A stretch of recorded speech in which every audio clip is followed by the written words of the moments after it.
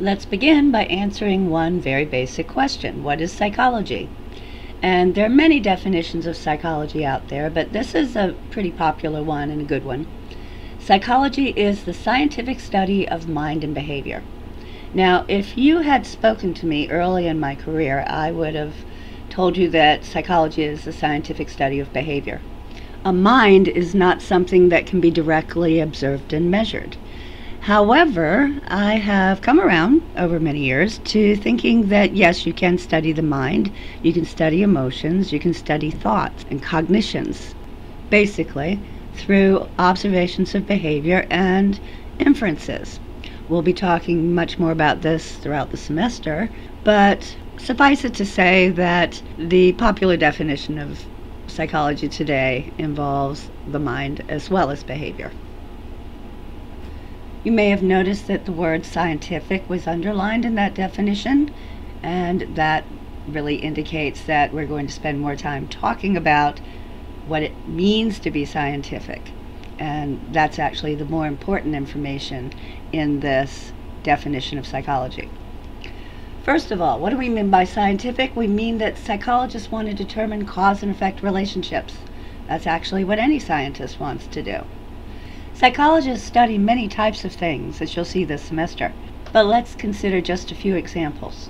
Some of you are interested in working with children, or you might go into educational positions in the future, and so you might come up with a new teaching strategy and you want to know if it's effective, if it's going to enhance learning in children. You are interested in determining a cause and effect relationship. The cause would be your new teaching strategy, and the effect would be the effect that it has on learning. Others of you might be interested in having careers in criminal justice eventually. Maybe you're interested in the design of prisons in the United States. So it may be that you are interested specifically in how to design a prison or how to design its policies to enhance rehabilitation of the people who are residing there who've broken the law. And again, you're interested in cause and effect as a scientist, as a psychologist. Let's give you another example. Suppose you're a psychologist who is interested in reducing the number of traffic accidents, and you suspect that if people are provided free caffeine before driving long distances, maybe truckers, then that will reduce the number of accidents on the road. So again, you're interested in cause and effect. Ingestion of caffeine would be the cause, and the effect would be better reaction time while driving. I'll give you one more example. Suppose you are working for a pharmaceutical company and you are part of a team that's designing this new drug to enhance memory. Then again, you're going to test the drug. You're a scientist, you're interested in cause and effect.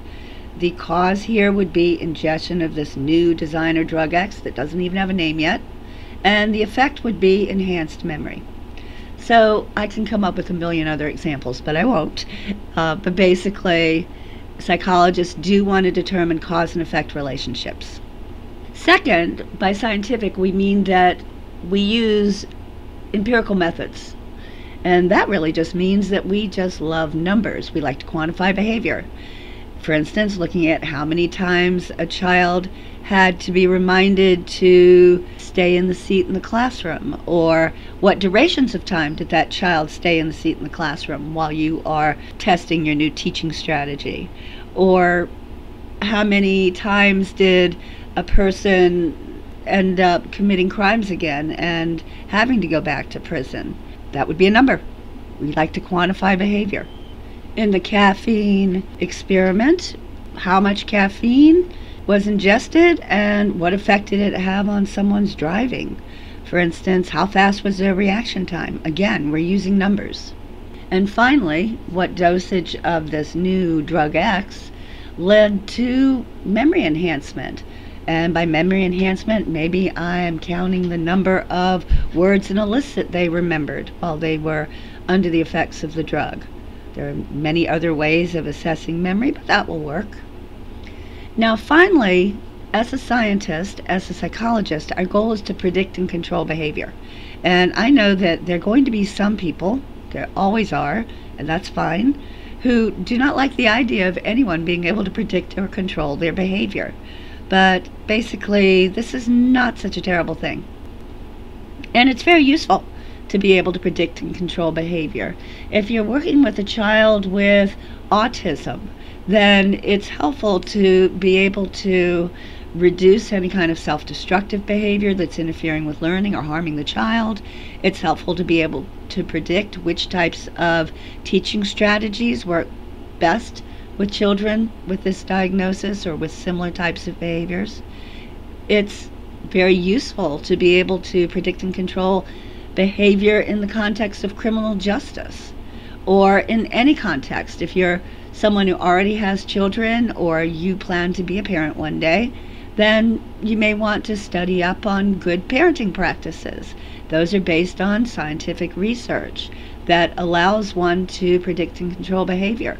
Certain parenting styles, psychologically healthier children, children who experience fewer types of psychiatric diagnoses or fewer problems in adulthood as they work to support themselves and interact with the people they love.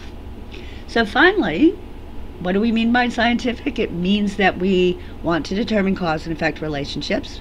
We want to quantify behavior because we just love numbers. And our goal is ultimately to predict and control behavior to benefit society and to improve people's lives.